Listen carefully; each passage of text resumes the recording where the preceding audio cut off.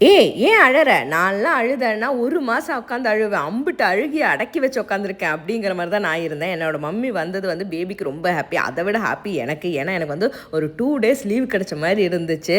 எனக்கு பிடிச்சது சமைச்சு தரது, குழந்தைய பார்த்துக்கிறது, குளிக்க வைக்கிறது, சாப்பாடு கொடுக்கறது, விளையாட வைக்கிறது, ஸ்டோரி சொல்கிறதுன்னு சொல்லிட்டு எல்லாமே மம்மியை பார்த்துக்கிட்டாங்க. நான் ரொம்ப ரிலாக்ஸிங்காக ஃப்ரீயாக இருந்தேன்.